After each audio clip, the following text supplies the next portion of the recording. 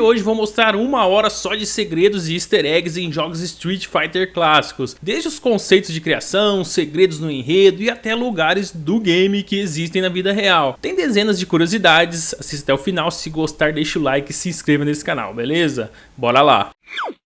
Quase toda vez que um jogo é traduzido do japonês para o inglês, há algumas discordâncias e até erros grotescos que acabam mudando a história do jogo. Isso acontece com vários games, mas com Street Fighter parece até que é pior. Cada personagem tem um exemplo de tradução que modificou demais a sua história original. Porém, com a Cammy o negócio foi até mais sério, já que a mudança dela, além de proposital, deixou o final de Street Fighter 2 bizarro, se você pensar demais na história.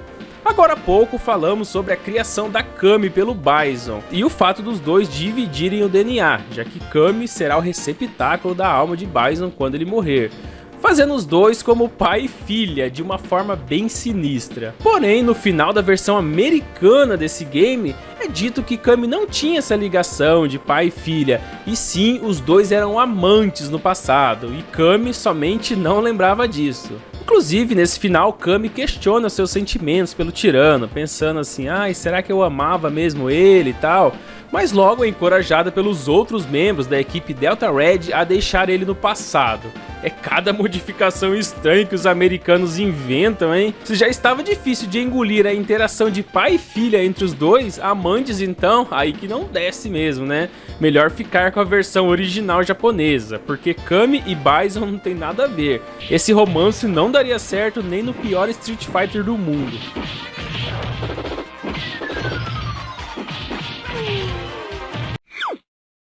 Tanto na história do filme como no jogo baseado no filme, E-Honda é 100% japonês, nascido e criado no Japão. Porém, na história original do personagem, a Capcom afirma que ele é meio havaiano e meio japonês. Nasceu no Japão, mas morou no Havaí por longos anos. E até uma informação que dá mais sentido a essa curiosidade é que a população japonesa, na vida real mesmo, é a segunda maior lá no Havaí. No Havaí tem quase metade aí de japoneses do que havaianos.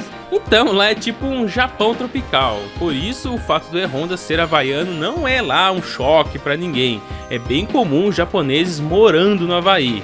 Até porque quem dá choque mesmo é o Blanka, né, e não o E-Honda.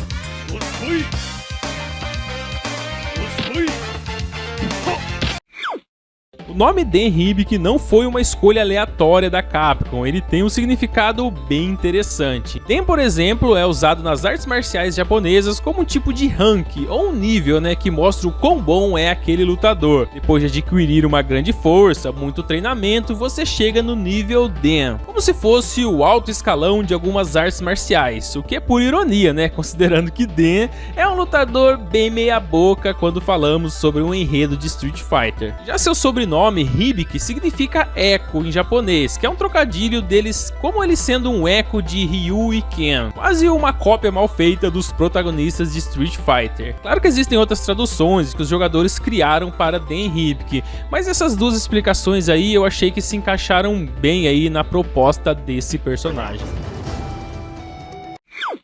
O Shoryuken de Ryu, ou Dragon Punch, como costumava chamar, é um dos ataques mais emblemáticos da história dos videogames, e é também uma fonte das maiores fraudes da comunidade dos jogadores.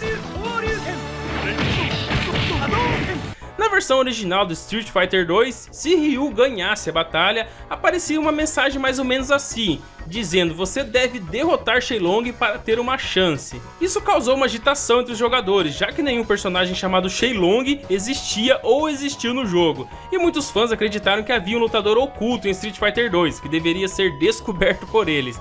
Agora imagine só, hein, a galera procurando, zerando o jogo de todas as formas, em todas as dificuldades, até em tempo recorde, e nunca desbloquearem esse tal de Shenlong. Até saiu uma publicação na revista EGM em abril de 1992, dizendo que era possível lutar contra Shenlong se você completasse uma série de tarefas quase impossíveis, tipo derrotar todos os personagens sem levar nenhum golpe na dificuldade mais elevada, o que é praticamente impossível. Mas quando Street Fighter 2 foi lançado no Super Nintendo, sua citação de vitória mudou as palavras de Shenlong para Dragon Punch. Não existia mais Shenlong no game. E depois de um tempo foi descoberto que o erro foi causado por uma tradução incorreta da palavra Shoryuken. Colocaram Shenlong lá, sabe lá Deus por quê. Depois dessa, o Ryu não deveria dar nenhum pio em nenhum dos outros jogos, porque essa pegadinha já valeu pela vida toda.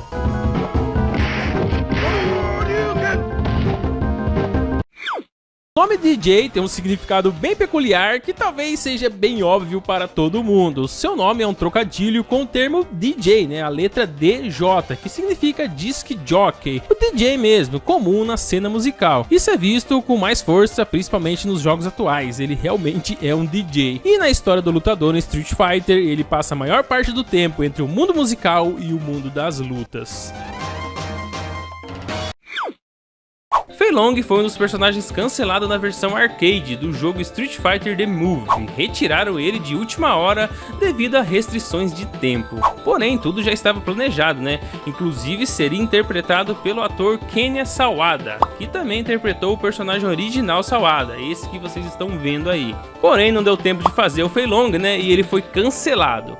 Mas quando um personagem é muito bom, muito famoso mesmo, os produtores dão um jeito de acrescentá-lo no jogo. E apesar de não ser um personagem jogável, ele faz uma aparição como um dos personagens que podem aparecer acorrentados lá no fundo do estágio Danger, junto com E-Honda, Kami ou Chun-Li. Talvez essa referência tenha passado despercebida por muitos jogadores, já que o lutador Sawada é o mesmo ator que está vestido aí de Fei Long. Daí você acaba confundindo um com o outro. Fora que a maioria dos jogadores, né, nem se agradou muito com o jogo Street Fighter The Movie, daí que passou despercebido mesmo.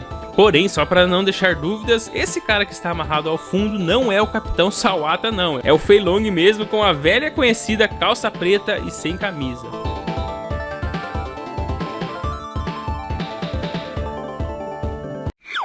Ao contrário dos games, em que o que predomina é seu estilo grandalhão, musculoso e com baixa inteligência, na série animada de 1985, Balrog não é apenas um boxeador, mas também um cientista que programa computadores para a Bison, na organização Shadaloo. Ele só faz uma única aparição no episódio chamado The Medium is the Messenger, no qual cria um vídeo falso dos Street Fighters profanando um templo hindu sagrado lá na Índia. Claro, né, sob ordens do próprio Bison. Fora esse episódio aí, em nenhum outro lugar é citado que o Balrog é um cientista da computação. Em todos os jogos da Capcom, ele é dito como um cara forte, mau e burro. Olha ele! Olha ele! Isso até me lembrou uma curiosidade lá do vídeo do Nightwolf da série Mortal Kombat, quando também, no desenho animado, é dito que Nightwolf era especialista em computação, quando na verdade ele nunca havia saído de sua tribo indígena. Será que os produtores dos desenhos realmente conheciam os jogos antes de fazer os desenhos? Bom, pelo menos isso nos deu algum assunto, né, para os vídeos aqui no YouTube.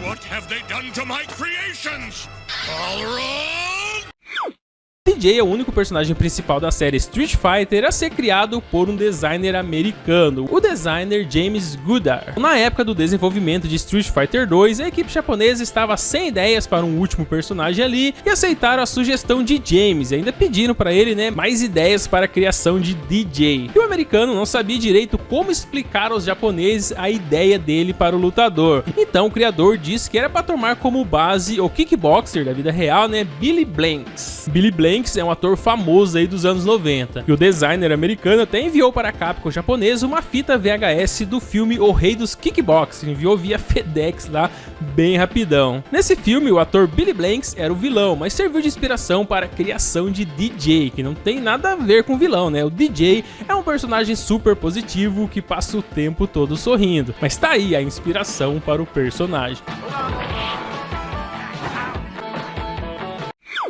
Segundo a história do jogo, um garoto chamado Jimmy foi o único sobrevivente de um acidente de avião na selva amazônica. Essa queda foi provocada pela organização criminosa Shadaloo lá nos anos 70. Shadaloo, vocês estão ligados o que é, né? Aquela organização comandada pelo Bison e tudo mais. Na época, a tragédia foi abafada e esquecida, mas o garoto sobrevivente de 9 anos de idade, sozinho e perdido, foi obrigado a aprender a conviver em meio aos animais e à selva.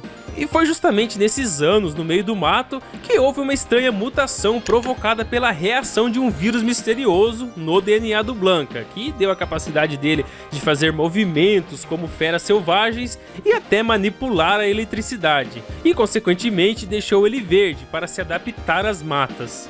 Depois que Blanka saiu da Amazônia para entrar no torneio de Street Fighter, essas habilidades foram extremamente úteis para acabar com os inimigos, porém a cor verde era só para se adaptar à selva mesmo.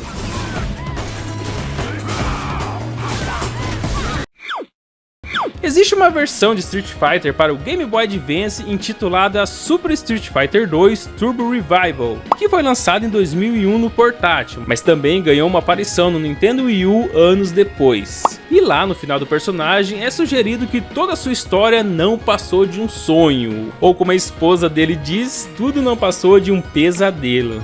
Nesse game, Guile está narrando uma luta contra o Bison, até que sua esposa e sua filha começam a chacoalhar ele, começam a acordar ele, explicando que tudo não passava de um pesadelo. Bom, isso poderia ser interpretado como um pesadelo do que realmente aconteceu no passado de Guile.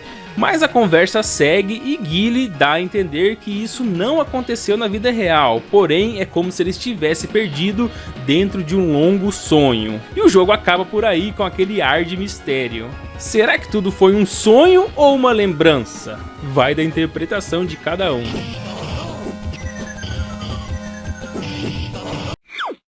De acordo com o co-criador de Street Fighter, Hiroshi Matsumoto, o estilo de Sagat foi modelado conforme algumas celebridades de kickbox na televisão, principalmente os lutadores de Muay Thai, tem vários lutadores envolvidos aí. E o tema central do lutador é o tigre. Mas por que tigre? O que esse grande felino tem a ver com isso? Esta é uma provável referência a um antigo conto de Muay Thai sobre o lutador apelidado de Rei Tigre Siamês. Esse não era o nome do lutador, era somente o apelido, o nome de guerra dele, que adorava lutar Muay Thai e ganhou o respeito no seu país depois de derrotar vários soldados birmaneses em lutas internas. Todo mundo que desafiou ele, os melhores soldados que desafiaram ele, levaram uma surra, pois ele dominava mesmo o Muay Thai.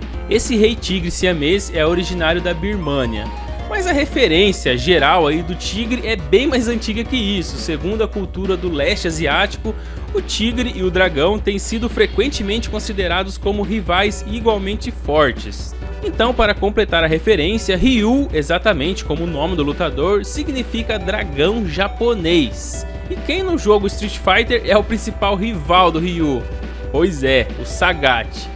Os nomes, as cicatrizes, os estilos de luta e até as rivalidades foi tudo planejado minuciosamente pelos produtores para fazer essa referência aí, né, do tigre e do dragão, Sagat versus Ryu. E ainda tem gente que fala que jogo de luta não tem história, hein? Não é novidade pra ninguém que a agente especial da Interpol Chun-Li tem super pernas e que seus chutes com certeza derrubam qualquer machão, por mais forte que sejam. Para justificar esse físico tão peculiar da lutadora, muitos dizem que é devido ao seu treinamento intenso com as pernas e seus golpes exclusivos, né, que exigem muita força nas coxas, e por isso ela tem pernas tão grossas. Isso até faz sentido, porém há uma explicação bem mais pervertida do que essa. Em uma certa situação na criação de Street Fighter 2, a compositora da trilha sonora do game, a Yoko Shimomura, perguntou ao criador da Chun-Li, o Akira Yasuda, por que as pernas da garota eram tão grandes. E a resposta foi uma bela de uma surpresa. De acordo com ela, Yasuda falou que tinha um grande fetiche por coxas e por isso Chun-Li era tão pernuda.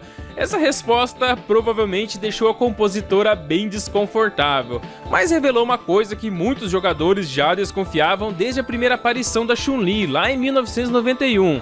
Essas coxas gigantes aí não vieram só do treinamento.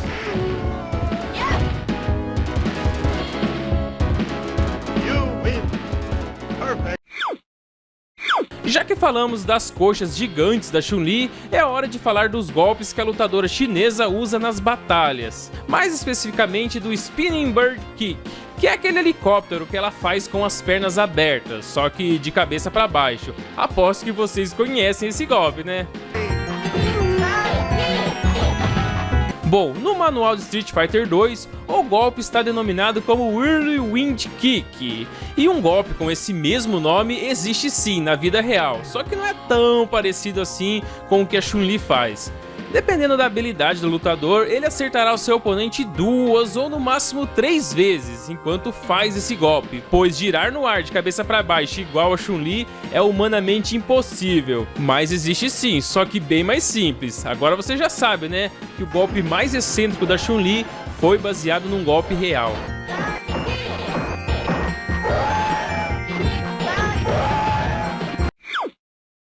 A personagem Sakura foi criada pelo famoso designer Akira Yasuda, ou Akimen para os mais chegados. Durante o desenvolvimento, Akira disse que esperava que a equipe de Street Fighter Alpha não gostasse muito dela, pois ele sentia que Sakura era uma personagem fora da estreita visão de mundo do jogo, ou seja, ela era diferentona. Sakura, no entanto, rapidamente se tornou a favorita dos artistas da Capcom e de milhares de fãs, ao redor do mundo, fãs de Street Fighter. E Akimen ainda disse que sua escolha do tipo de personagem para Sakura foi devido ao arquetipo popular de obras como Sailor Moon. Sim, a famosa Sailor Moon foi inspiração para Sakura, e no anime lá retratava alunas do ensino médio que eram muito populares no Japão, e por isso ele achou que Sakura se encaixaria muito bem na proposta. No final, a lutadora saiu daquela visão de personagem que supostamente seria rejeitada para ser uma das estrelas de Street Fighter, e muitas vezes a queridinha dos fãs. Só não sei se ela é queridinha dos fãs pelas suas habilidades dentro dos rings ou por ela pagar tanto calcinha aí enquanto você joga com ela. Será que esse é o motivo dos jogadores tanto gostarem dela? O que você acha? Comenta aí. Você já reparou que Ken tem os cabelos loiros e sobrancelhas escuras? Não, nunca nem vi.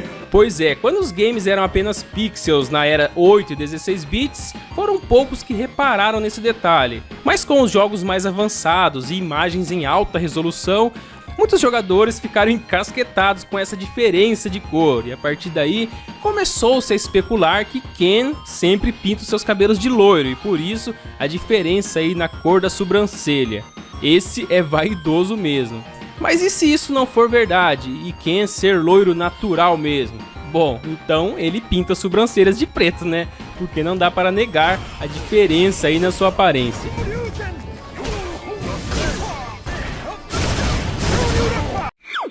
Com o cenário de Ryu em Street Fighter 2, aquele que tem um castelo ao fundo.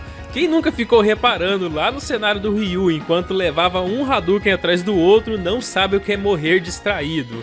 Esse cenário representa o castelo Matsui, localizado em Shimane, lá no Japão. O interessante é que é um dos poucos castelos japoneses que conservaram sua estrutura em madeira. O castelo tem mais de 400 anos de idade e ainda conserva toda a madeira.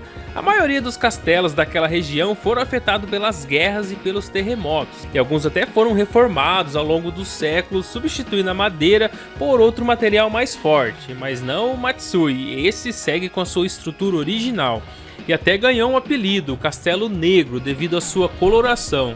Quem desejar fazer uma visita nesse lugar é cobrado 500 ienes, um pouco mais de R$20.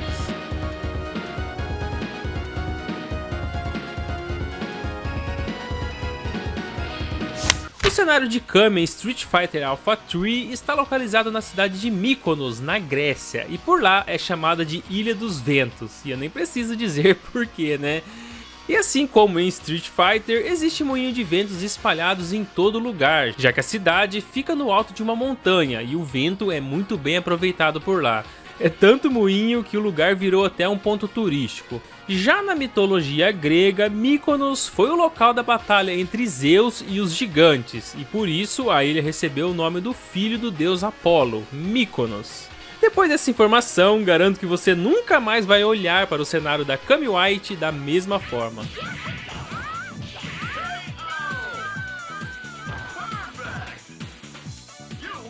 No cenário de Balrog, em várias sequências de Street Fighter, sabemos que estamos em Las Vegas. Isso está estampado na cara e escrito, na história do personagem.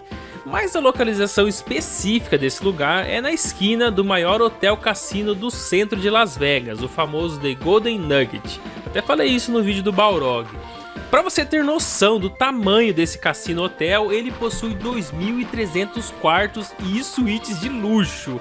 Não é um lugar para qualquer um não, e por isso que o Balrog é super rico no game.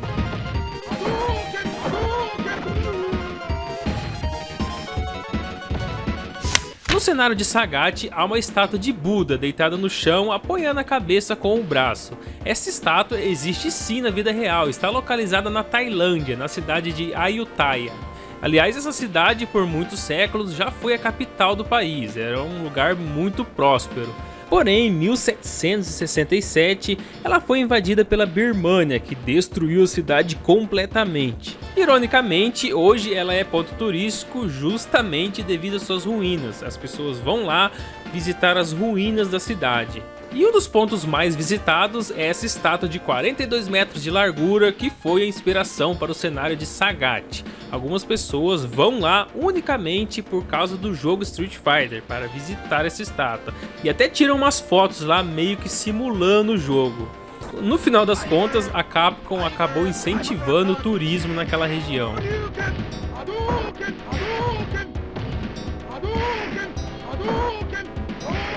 Em Street Fighter 3 Third Strike, o lutador Urien tem um cenário que mostra ruínas de um povo muito antigo, tem até uns rostos esculpidos em pedra. Você já deve ter reparado isso, né, nesse cenário. Esse lugar representa as ruínas Olmecas, uma civilização bem antiga que deu origem ao que hoje conhecemos como o México. E ainda existem muitas ruínas por lá, que se tornaram até patrimônio cultural. E foi toda essa importância que acabou inspirando o cenário do lutador. Inclusive, existe um lugar chamado Parque Museu La Venta, lá no México mesmo, que preserva alguma dessas estátuas de pedra, as mesmas que são mostradas no jogo, aquele rosto esculpido. Pode reparar, é exatamente a mesma estátua. Nessas horas eu fico pensando aqui, será que os criadores de Street Fighter viajam pelo mundo antes de criar um jogo? Se for assim, eu quero trabalhar na Capcom.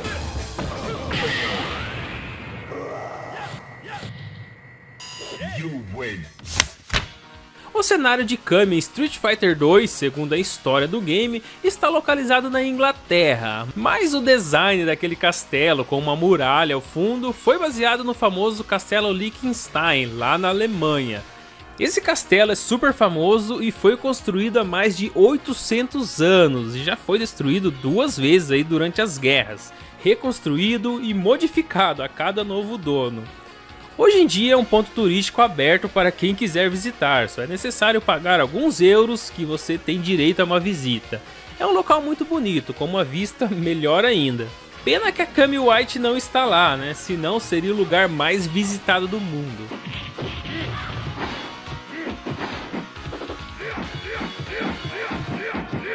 Nem sempre os pontos turísticos são castelos e ruínas, às vezes você pode visitar uma destilaria de 200 anos, assim como é mostrado no cenário de Street Fighter 4. Existem várias destilarias de whisky na Escócia, mas uma que você pode visitar mesmo, se quiser, é a Edrador, a menor destilaria de whisky da Escócia. O local fica aberto a visitas o dia inteiro e não é permitida a entrada de crianças, até porque os visitantes podem degustar do que é produzido lá se quiserem, né? Pode tomar quanto whisky quiser. Pelo jeito, o criador desse cenário estava tomando whisky enquanto criava Street Fighter 4.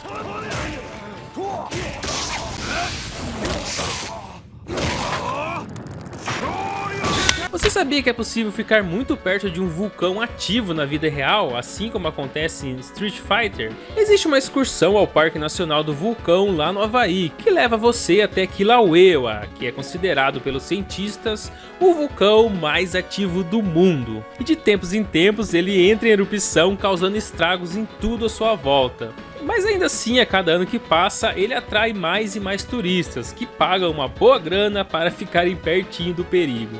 É até legal ver como a natureza trabalha, né, o vulcão e tudo mais. Mas de perto mesmo eu prefiro ficar com o cenário de Street Fighter 4, é mais seguro e mais barato.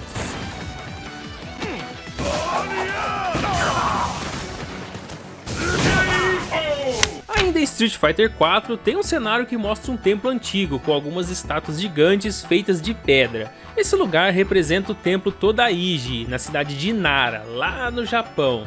Inclusive, esse templo também abriga a maior estátua de Buda do mundo. É um templo muito conhecido, um ponto turístico muito visitado, principalmente pelas suas várias estátuas diferentes, cada uma com sua história. O local é considerado patrimônio mundial, está aberto a visitas pelo preço de 800 ienes, uns 30 reais mais ou menos. Só não pode brigar lá dentro, igual Street Fighter, né? Senão todo mundo vai em cana.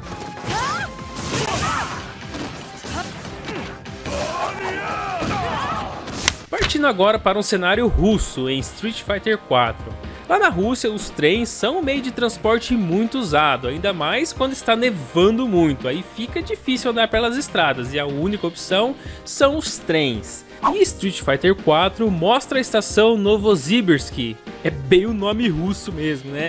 E essa estação liga as principais cidades daquela região. Esses trens são tão famosos que as pessoas viajam de vários lugares do mundo só para andar neles, enquanto avistam a paisagem. Na verdade, a paisagem na maioria do ano é só neve mesmo, né? Mas as pessoas gostam do passeio. Quem gosta de neve e de andar de trem, a Rússia é um ótimo ponto turístico. Caso contrário, você pode visitar esse lugar com um preço bem mais baixo na sua casa jogando Street Fighter 4.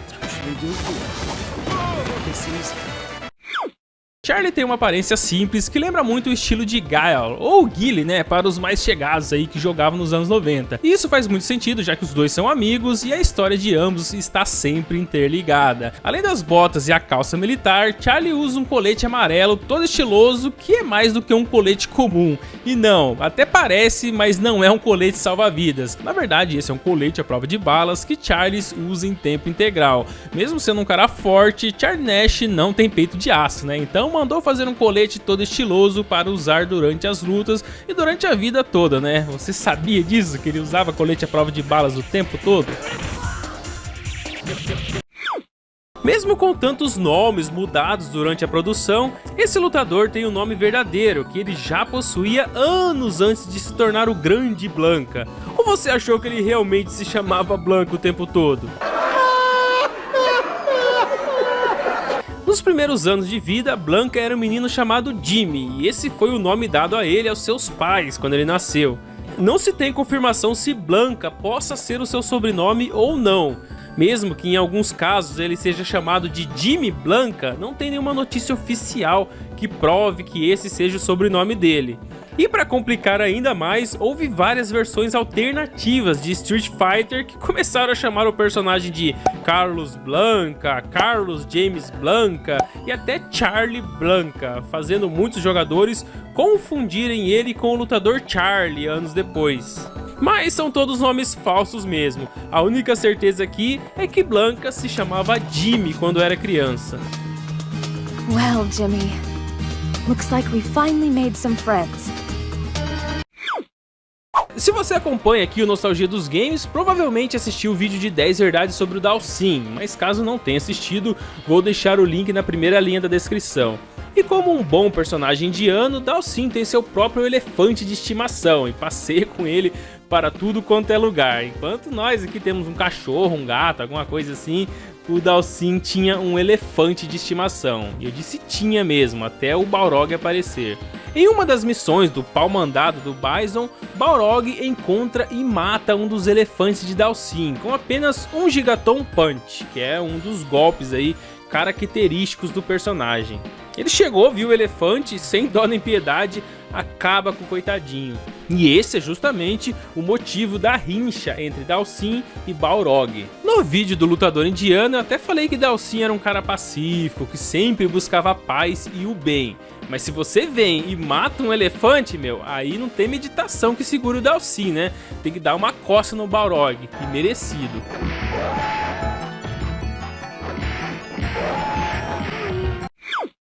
A história e o grande objetivo de Dan Hibik está totalmente conectada com Sagat e seu olho que foi danificado tempos atrás. Antes de Dan se interessar por lutas, seu pai, Go Hibik, era um mestre que sempre estava em busca da luta e do personagem mais forte, ele estava em busca do mais forte. Até que ouviu falar de Sagat, um lutador tailandês considerado um dos melhores do mundo. Go Hibik, como era muito forte, foi para a Tailândia e enfrentou o grande Sagat. Durante a luta, as técnicas de Go Hibik eram superiores a de Sagat, e num golpe muito forte, ele conseguiu remover um dos olhos do lutador tailandês. E enfurecido e cego pela raiva, Sagat prosseguiu lutando impiedosamente contra Go Hibiki, e mesmo com o Go caído no chão ali, quase inconsciente de tanto apanhar, Sagat continuou golpeando. Ele estava com muita raiva que tinha perdido seu olho e continuou batendo em Go Hibiki. O resultado foi que Go ficou hospitalizado e veio a morrer horas mais tarde. Sagat matou o pai de Den, e só depois desse acontecimento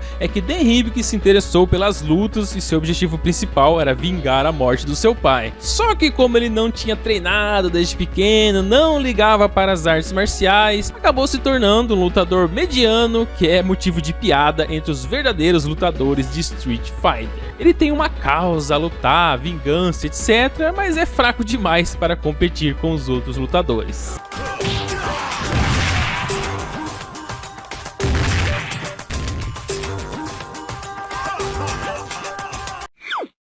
Um dos acessórios típicos de T-Hawk é sua faixa na cabeça toda estampada, ostentando um par de penas de águia. E segundo a história do game, ele usa esse item como lembrança do seu pai. A pena vermelha desse acessório era a mesma pena usada por Arroyo Hawk. T-Hawk nunca tira essa faixa, pois também lembra o quanto Mr. Bison precisa ser punido pelo que fez. E Bison que se cuide, hein? Com essa cara amarrada aí do T-Hawk, a surra não vai ser pouca não. Street Fighter tem muitas lutadoras jovens, bem jovens mesmo, porém a mais novinha de todas é a Sakura, com apenas 15 anos e sua primeira aparição em Street Fighter Alpha 2. Claro que conforme os jogos novos eram lançados, ela avançava na idade, mas lá no comecinho ela era a mais novinha de todas.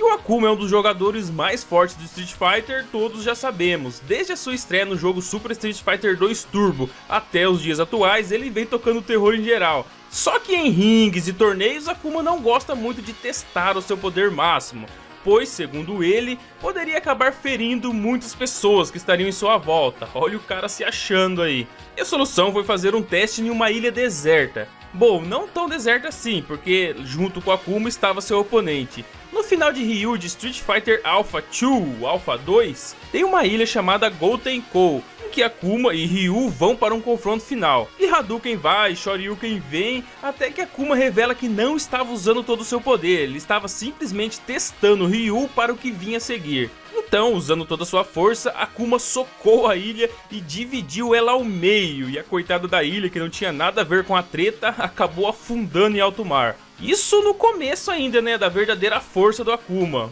mas já foi suficiente para provar o quanto ele era superior aos outros jogadores. Dentro da história original do jogo, o personagem Balrog, muitos anos antes de fazer parte da organização criminosa Shadaloo, teve uma infância de muita pobreza, mas conseguiu superar tudo isso se tornando um grande campeão de boxe, mundialmente famoso. O Balrog foi de um menininho pobre para um cara rico e famoso. Só que ele tinha uma natureza muito cruel, e isso acabou refletindo em suas lutas dentro do ringue, quando ele deu um golpe legal num certo oponente e acabou matando acidentalmente durante uma luta de boxe. E acabou perdendo, né, a sua chance de ser um boxeador, e isso realmente aconteceu. Embora tenha dado tempo de Balrog ficar rico e famoso a ponto de morar em mansões luxuosas em Las Vegas, ele ainda adorava demais o seu dinheiro, demais mesmo, quanto mais grana, melhor. E esse foi o motivo dele ingressar na organização criminosa Shadaloo.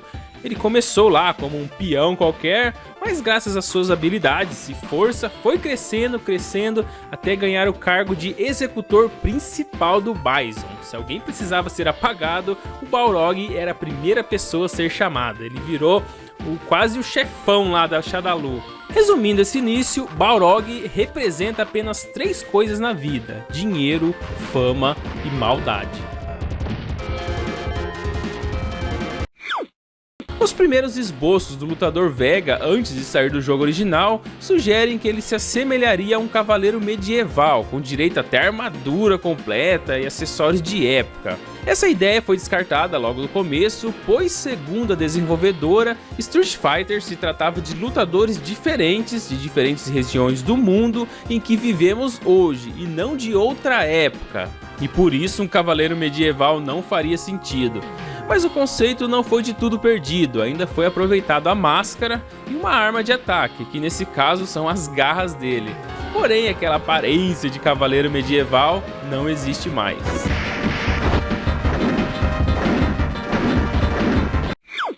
Nos acontecimentos de Super Street Fighter 2 Turbo, Bison morre após ser derrotado pelos outros guerreiros do mundo, e depois disso a organização Shadaloo fica sem líder, até ser transferida para o ex-lutador de boxe. O Balrog virou o manda-chuva de lá. Infelizmente para a organização, Balrog é um péssimo administrador e acabou levando toda a Shadaloo à falência em pouco tempo.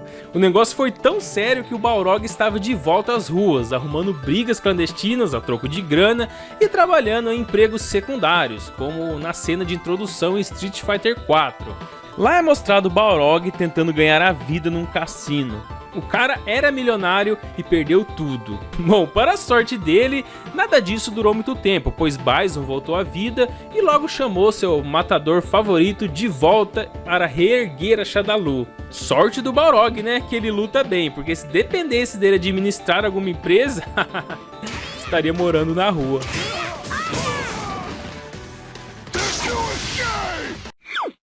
Existe um jogo criado por fãs que acabou ganhando uma versão oficial da própria Capcom e foi batizado de Street Fighter vs Mega Man. Não é um jogo famoso da empresa, mas é sim oficial da produtora. Nesse game, obviamente, tem vários lutadores de Street Fighter, em que o robozinho azul precisa enfrentar para chegar ao seu objetivo final. Tem a Chun-Li, Dalsin e vários outros, e um dos chefões, mais difícil de derrotar aliás, é justamente o próprio Balrog. Meio diferente, mas é o Balrog sim. A notícia boa para o Mega Man é que o Balrog não precisa ser derrotado, só é necessário ficar vivo tempo suficiente até que o jogo se encarregue do boxeador. Se o Mega sobreviver às investidas e ataques constantes, Balrog cairá num poço sem fundo, permitindo que o robozinho azul avance. Esse Balrog alternativo aí é tão complicado de derrotar quanto as versões em Street Fighter.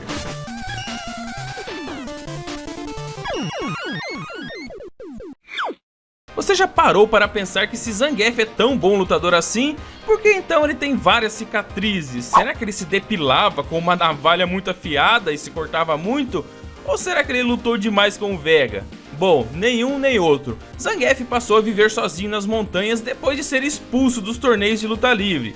Mas sua paixão por luta sempre foi mais forte do que ele. E como ele não tinha oponentes lá nas montanhas, passou a lutar contra ursos ferozes. E assim conseguiu se manter em forma mesmo fora dos ringues. E os ursos não apalpavam não, hein?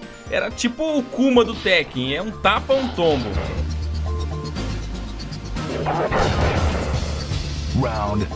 Até que um dia ele foi abordado pelo secretário-geral da Rússia, que reconheceu sua grande força e prometeu mostrar ao mundo o poder total da Rússia através das vitórias do Zangief. O secretário deve ter pensado assim: se o cara luta contra ursos, ganhar de outros seres humanos deve ser uma coisa fácil. Não é tão fácil assim, pois os outros lutadores de Street Fighter também são feras. Mas se o cara souber realmente jogar com o Zangief, não tem pra ninguém.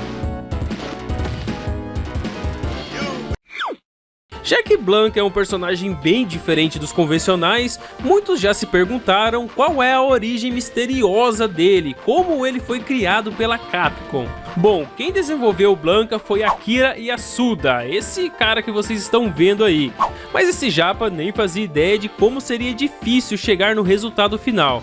O projeto inicial era que Blanka fosse um homem africano chamado Anabebe, que teria sido criado por um leão. Vai vendo as loucuras dos caras.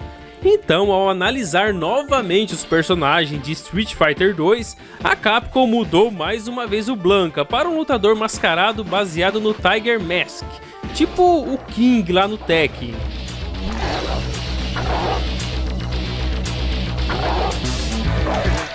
Então, o Blanka seria mais ou menos assim Street Fighter e o seu nome seria Big Jim Caves. Ainda assim, não contente com o resultado, a empresa voltou atrás da decisão e criaram ele na aparência que é hoje, pele verde, pelos vermelhos e feio que dói. Mas ainda seria chamado de Martelo Blanka por um bom tempo, até finalmente ser conhecido como Blanka, quando Street Fighter 2 foi lançado em 1991 nos arcades. Blanka, é muita informação para um personagem que ainda nem tinha sido criado.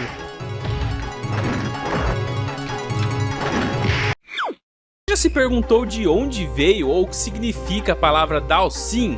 Não, nunca nem vi. Será que é algum tipo de luta esquecido, alguma arma mortal escondida no Oriente, ou algum deus antigo daquela região? Ih, rapaz.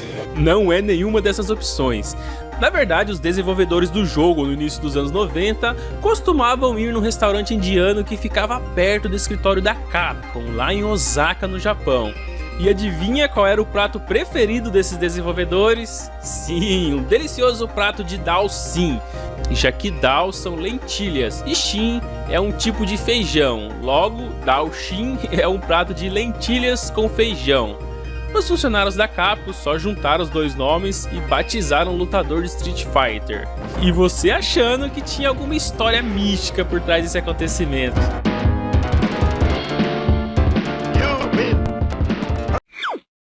Charlie Nash é um lutador com treinamento militar que apareceu pela primeira vez em Street Fighter Alpha, mas ainda em Street Fighter 2 já havia sido referenciado, e desde então vem ganhando notoriedade dentro dos games da Capcom até os dias atuais. Mas seu caminho até o sucesso não foi fácil, desde as primeiras aparições vem tendo problemas de comunicação, inclusive dentro da própria Capcom. Enquanto aqui no ocidente o chamamos de Charlie, nas interações japonesas ele é chamado de Nash, e isso se deve a uma falha da Capcom americana em traduzir o nome Nash no final ali original de Street Fighter 2. Se você vê o final de Street Fighter 2 com roteiro em inglês e tudo mais, o lutador Guile acusa Mr. Bison de matar o seu amigo Charlie no Camboja. Já na versão japonesa ele nem menciona o Camboja, mas sua esposa Julia menciona a Nash pelo nome original japonês, e não chama de Charlie, chama de Nash. Isso no começo dos anos 90, né? E nessa altura ninguém sabia se seu nome verdadeiro era Nash ou Charlie. Até que em uma adaptação em quadrinhos de Street Fighter, aqueles quadrinhos da Udon,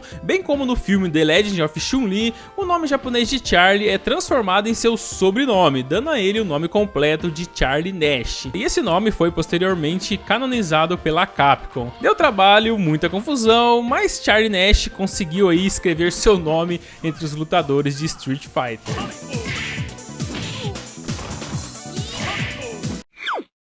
Uma coisa que talvez poucos repararam em Super Street Fighter 2 e Super Street Fighter 2 Turbo é que Fei Long usa uma blusa cinza, azul ou roxa na hora de você selecionar os personagens.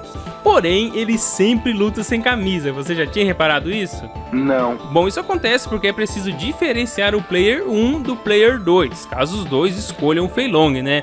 Já que no retrato é mostrado somente o rosto dos personagens, e seria impossível, né, ver que roupa que o Fei Long usa. Na verdade, o Fei Long usa pouca roupa, né, ele só usa uma calça, ele sempre está sem camisa. Então só de olhar o rosto, jamais saberíamos qual a cor da calça. Então, os criadores da Capcom fizeram essa adaptação para que os jogadores percebessem, através da camisa do Fei Long, a cor que seria sua calça. Só que eu nunca tinha parado para pensar nisso. E você já tinha reparado nesse detalhe? Ou jogou esse game por muitos anos e deixou esse detalhe passar, assim como aconteceu comigo? Aproveita e já comenta aí também.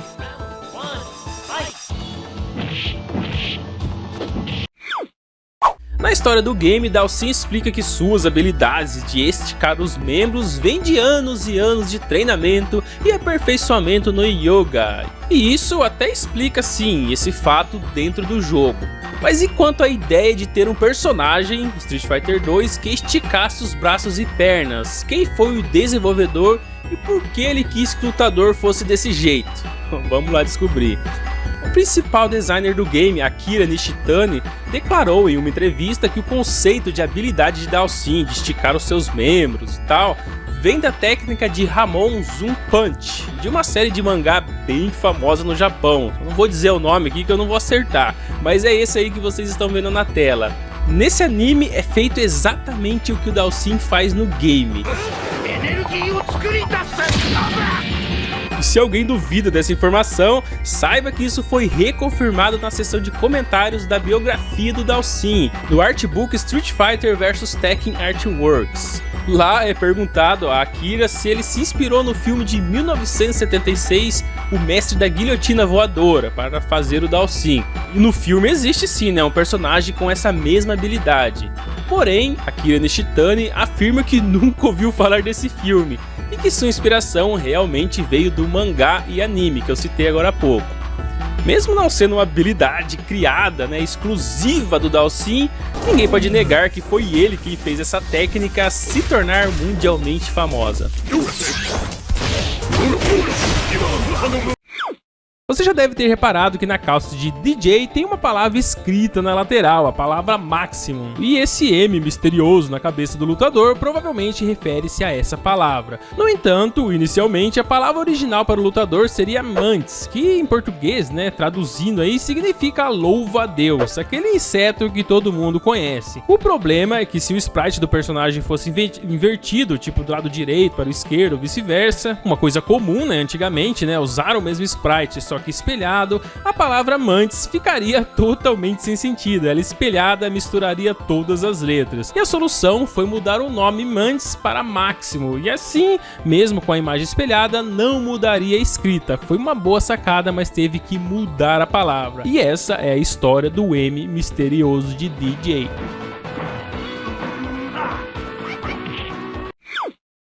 Um dos golpes mais famosos de E-Honda é o Hayaku Hetsu Harite, acho que é assim que se pronuncia, não sei. Só que também é conhecido como aquele monte de socos, que quando ele começa é melhor sair de perto, né? Senão metade da sua vida vai pro pau. Com certeza você já viu esse golpe. E além desse nome esquisito, esse movimento também é conhecido como o golpe das 100 mãos violentas do Sumo. Um nome pra botar medo em qualquer oponente, imagine só em 100 mãos violentas do Sumo. Tá certo que não são 100 mãos, literalmente, né, que aparecem ali durante o golpe, mas violentas, com certeza elas são. Um tapa desses é como ser atropelado por um carro em alta velocidade. Agora que você já sabe o nome desse golpe, será que o chute da Chun-Li é conhecido também como chute das 100 pernas? Ih, rapaz. Pior que é mesmo, tanto a Chun-Li quanto o E-Honda têm essa habilidade e velocidade.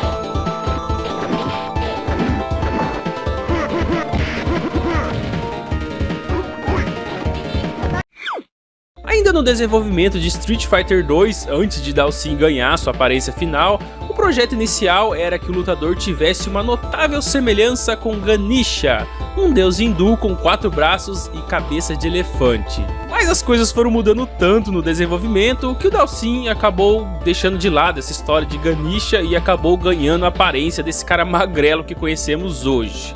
Mas ainda falando lá do deus hindu, vocês já devem ter visto, né, uma foto dele no fundo de um dos cenários do próprio Street Fighter 2. E é uma baita referência aí, hein? Exatamente o deus hindu que eu citei.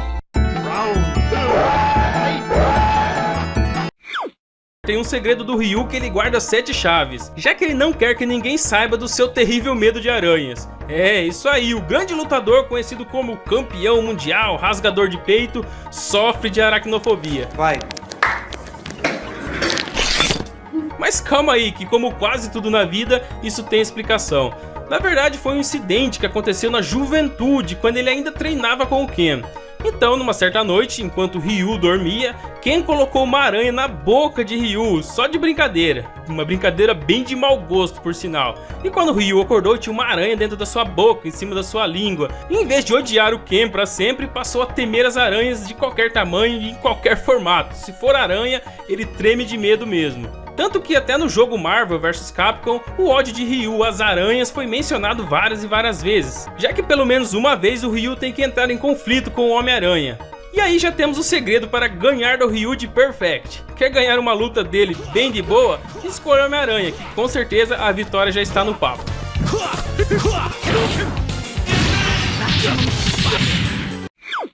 Em uma entrevista no evento japonês em 1998, o produtor Noritaka Funamizu revelou que a aparência geral do personagem foi modelada com base no Jean-Pierre Polnareff, um personagem da série de mangás JoJo Bizarre Adventure. Inclusive o Dhalsim também é um personagem baseado nessa série de mangá. Também falei isso no vídeo do Dhalsim. E nos primeiros esboços do design de Guile já incluía aí o penteado vertical característico do personagem, porém era bem mais modesto, né? Bem mais parecido com o personagem do mangá.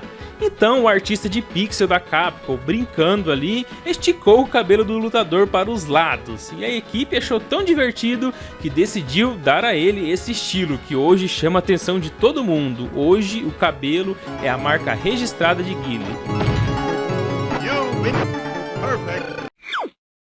Depois de quebrar uma ilha inteira, já percebemos o quanto Akuma tem a necessidade de se exibir. Um detalhe no seu kimono pode dizer muito sobre ele, principalmente porque o lutador gosta de exibir esse símbolo toda vez que ele termina uma luta, então tem coisa aí. Esse kanji japonês, que é essa letra nas costas dele, tem vários significados, e um deles pode ser traduzido como céu.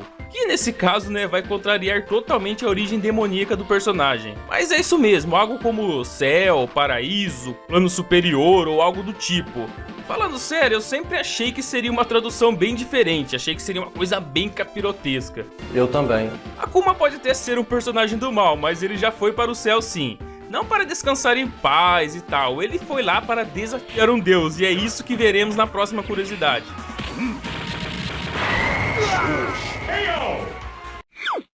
Essa curiosidade já foi dita aqui no canal em outros vídeos, mas vale a pena lembrar para quem não assistiu, que era a possibilidade do Akuma aparecer em Resident Evil 2. A revista mais trolladora de todos os tempos, a EGM, disse em uma de suas edições que Akuma poderia ser desbloqueado se o jogo fosse terminado numa certa dificuldade, num certo rank. E vários jogadores jogaram Resident Evil 2 por várias e várias horas, decoraram cada centímetro quadrado do jogo e nada de desbloquear o Akuma. Pois era nada mais, nada menos que uma mentira de 1º de abril. O que mais chamou atenção aqui e fez realmente com que os jogadores tentassem desbloquear o personagem foi o fato de que o lutador não precisa usar armas, munição ou ervas durante a gameplay. A promessa era que Akuma derrotaria os zumbis nas magias mesmo e nos golpes vistos em Street Fighter. Esse vídeo que vocês estão vendo é apenas um mod feito por fãs e mostra exatamente como os fãs enganados imaginavam o game enquanto tentavam desbloquear o Akuma.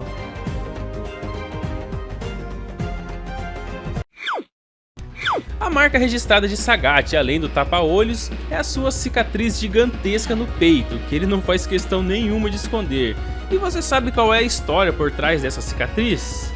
Bom, dessa vez foi o Ryu mesmo, que acertou um belo de um Shoryuken no peito do Sagat. Nessa ocasião, Ryu estava levando uma surra e a vontade de vencer era tanta que ele deixou-se corromper para o seu lado do mal e acabou machucando gravemente o peito de Sagat. Não vou entrar em detalhes aqui sobre essa luta, eu falei mais sobre isso no vídeo do Ryu. Depois de assistir esse vídeo aqui do Sagat, dá uma olhada lá no vídeo do Ryu também, tem muito mais coisas envolvidas nessa luta. Mas uma coisa é certa, Ryu deixou sua marca registrada para sempre no corpo do Sagat.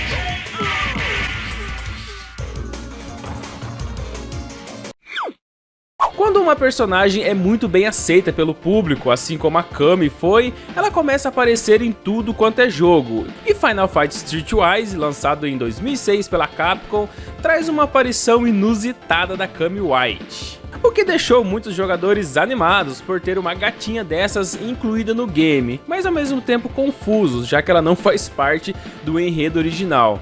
Dentro de Final Fight Streetwise existe uma seção de torneios que você entra numa arena e luta com algum oponente. E depois de cumprir alguns requisitos, a própria Kami White pode ser desbloqueada nessa arena. Mas não vá se enganando não, com essa carinha de menina bobinha. Se você dormir no ponto, ela te dá uma surra. Então, é bom ficar esperto na hora de enfrentar a Kami por aqui. Eu aposto que os poucos que jogaram Final Fight Streetwise nem sabiam da existência da Kami no jogo. Você sabia? Comenta aí embaixo.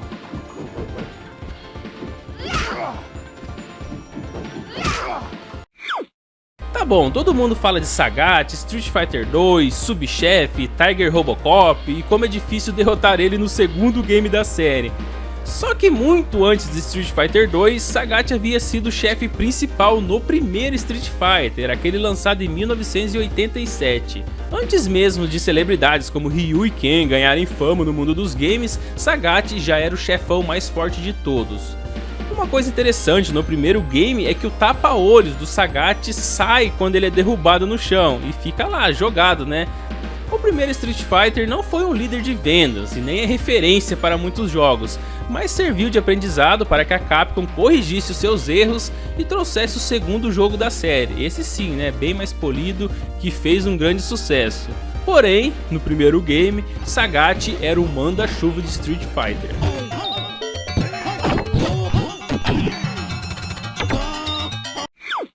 Vega não usa máscara para esconder sua identidade ou para ter um estilo diferenciado em comparação aos outros lutadores. Na verdade, ele usa isso como uma proteção para o seu rosto, na intenção de evitar cicatrizes ou cortes, por mínimos que sejam. Ele acredita que é incrivelmente bonito e qualquer arranhão pode afetar o seu rosto perfeito.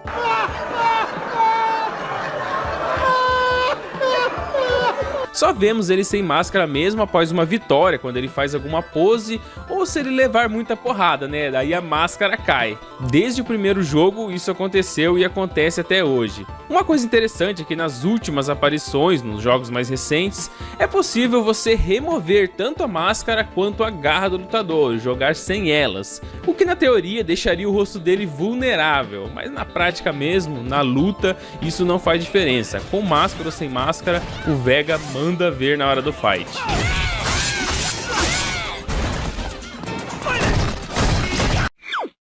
No mundo dos games é tantos nomes estranhos que nunca paramos para pensar de onde esses nomes vêm. Ainda mais nos jogos de luta, né? Raramente vemos um nome comum do dia a dia, né? Um João, uma Maria, assim, por exemplo. E o Zangief, por ser um personagem russo, já pegou logo um nome esquisito. Só que o que pouca gente sabe é que antes de ser batizado de Zangief, o personagem se chamaria Vodka Golbowski. É, isso aí, a famosa bebida que todo mundo conhece. A intenção da Capcom com esse nome era retratar Zangief como um beberrão que teria sido expulso do círculo de luta livre por causa de beber muita vodka. É, isso aí é verdade. Até em uma entrevista, Akira Yasuda, o responsável pela criação do personagem, comentou que essa sim era realmente a história desde o começo, mas para evitar qualquer polêmica futura sobre bebida e tal, mudaram o nome do personagem e esqueceram essa história de vodka. Bom, isso porque ele é um personagem russo, né? Mas imagine só se ele fosse um personagem brasileiro, será que ele se chamaria Velho Barreiro?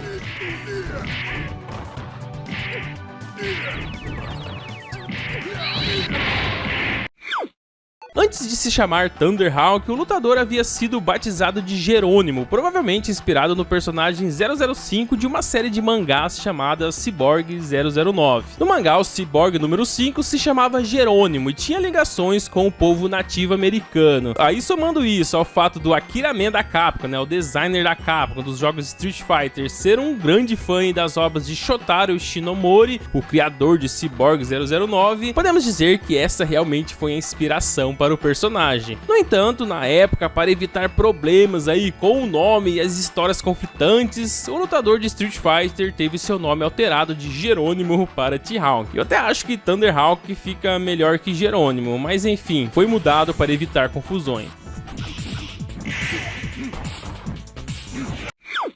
Depois do não sucesso de Street Fighter 1, a Capcom teve que planejar meticulosamente o que faria no segundo jogo da série. Ela queria um jogo com personagens marcantes, e nesse quesito ela acertou.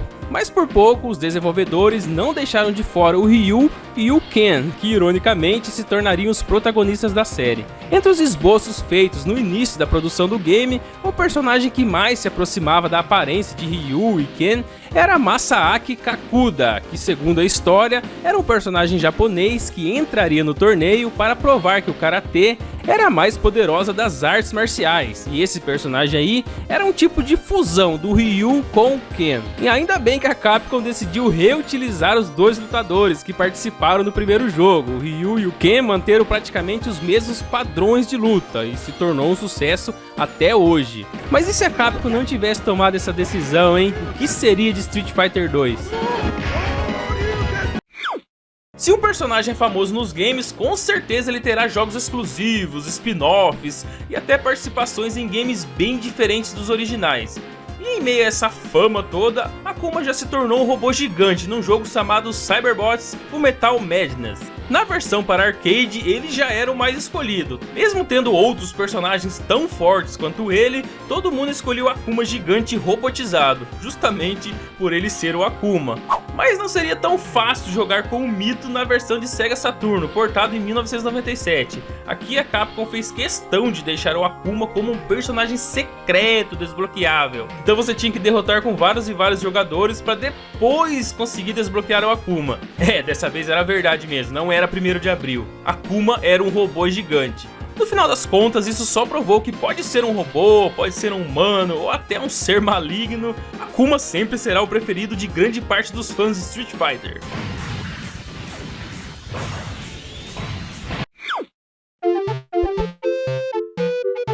É isso aí, família, 1 hora de Street Fighter. Se você quiser ver mais curiosidades assim, se inscreva aí no canal e se inscreva lá no Nostalgia dos Games também. O conteúdo desse canal de cortes é um complemento do canal Nostalgia dos Games. E também comente aí, né, que outros jogos você quer ver curiosidades aqui, beleza? Muito obrigado por assistir até o final e até a próxima.